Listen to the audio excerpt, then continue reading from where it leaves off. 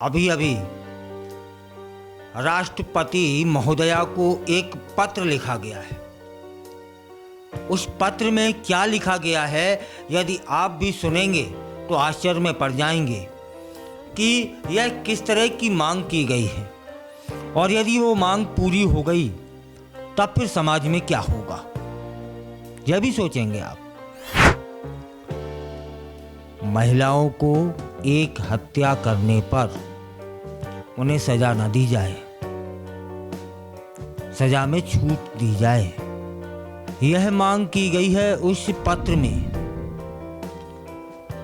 शरद पवार की पार्टी है, उसकी जो महिला विंग की अध्यक्ष हैं रोहिणी खडसे ने अभी अभी अंतर्राष्ट्रीय महिला दिवस के अवसर पर राष्ट्रपति जी को पत्र लिखा है। उस पत्र में राष्ट्रपति जी को पत्र लिखते वक्त मांग की गई है कि महिलाओं को एक हत्या करने पर सजा में उन्हें छूट मिलनी चाहिए। हाँ, मैं सही कह रहा हूं। आप क्या मुझे झूठ समझ रहे हैं कि मैं झूठ बोल रहा हूं? ना साहब ना, 100% सही है।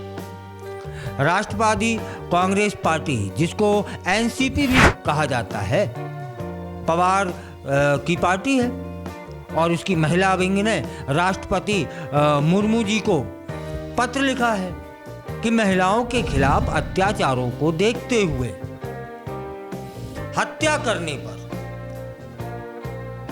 सजा में छूट का अनुरोध किया गया है कि एक हत्या यदि महिला से हो जाए तब फिर उसे सजा में उसको छूट मिल जाए, यह मांग है। और अभी अभी 2 दिन पहले अंतर्राष्ट्रीय महिला दिवस का अवसर था। इस पर राष्ट्रपति जी को लिखे पत्र में कहा कि महिलाएं दमनकारी मानसिकता, बलात्कार की मानसिकता, निष्क्रिय कानून की व्यवस्था की प्रवृत्ति को खत्म करना चाहती है, इसलिए यह मांग की गई है। मतलब निष्क्रिय कानून की व्यवस्था की प्रवृत्ति को यदि वे खत्म करना चाहती हैं तब फिर क्या एक हत्या करेंगी? यह किस तरह की मांग है? अब पार्टी ने क्यों की यह मांग? खडसे ने मुंबई में 12 साल की बच्ची के साथ हुए सामूहिक बलात्कार का हवाला दिया। कहा कि महिलाओं के खिलाफ अपराध बढ़ रहे हैं। पत्र में कहा गया है कि हम सभी महिलाओं की ओर से हत्या करने के लिए सजा में छूट की मांग कर रहे हैं। शरद पवार की पार्टी का इरादा क्या है? इस पत्र का उद्देश्य क्या है? राज्य में कानून व्यवस्था की स्थिति को लेकर राज्य सरकार पर कहीं निशाना तो नहीं साधा जा रहा?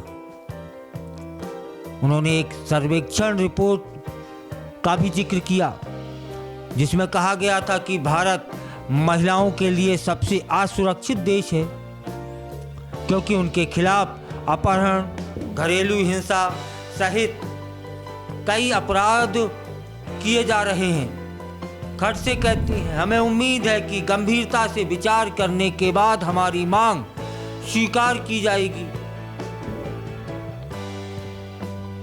हम इसको क्या कहें? आप क्या कहेंगे?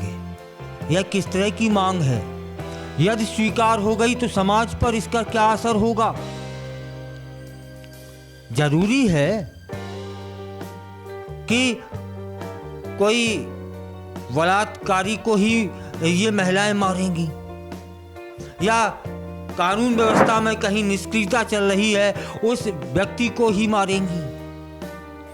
यदि ये कानून बन जाता है तब फिर कोई भी महिला किसी को मार देगी और कहेगी कि एक मर्डर में तो छूट है। क्या होगा? क्या स्थिति बनेगी समाज की? यह किस तरह की मांग है जो राष्ट्रपति महोदया से की गई है? और उस पर यह है कि मांग की पूर्ति हो जाए। यदि मांग की पूर्ति नहीं की गई, हो सके ये पार्टी वाले लोग हैं, ये नेता लोग हैं, आप ये भी देख सकते हैं कि लोग धरना प्रदर्शन करने लगे। इस पर चिंता नहीं करेंगे कि हमने मांग क्या की है, हैं? यहाँ स्त्री पुरुष की बात नहीं है। मतलब या महिला एक मर्डर कर दे तो उसकी सजा में छूट हो जाए। और यदि ये कानून बन गया तब समाज का चेहरा कैसा बनेगा, कल्पना की है? मेरी मान लो किसी से दुश्मनी है और मैं उसे मारूंगा तो आजीवन कारावास होगी, है? या 10-15 साल की जेल भी जाना पड़े, तब मैं क्या करूंगा? यदि मैं चालाक व्यक्ति हूं तो मैं अपनी घर की किसी महिला से अपने दुश्मन को मरवा दूंगा। क्यों? क्योंकि उसको सजा में छूट है भैया। यही तो होने वाला है ना, यही होगा। तो चिंतन यह करना है कि राष्ट्रपति महोदया इस पर क्या विचार करती है और इस मांग की पूर्ति होती भी है कि नहीं होती है। मुझे तो कम उम्मीद है, लेकिन मांग कर दी गई है और वही एक पार्टी से और पार्टी के अध्यक्षों द्वारा। आप क्या समझते हैं, इस मांग की पूर्ति राष्ट्रपति महोदया को करनी चाहिए या नहीं करनी चाहिए? आप अपने विचारों से अवगत अवश्य कराएं।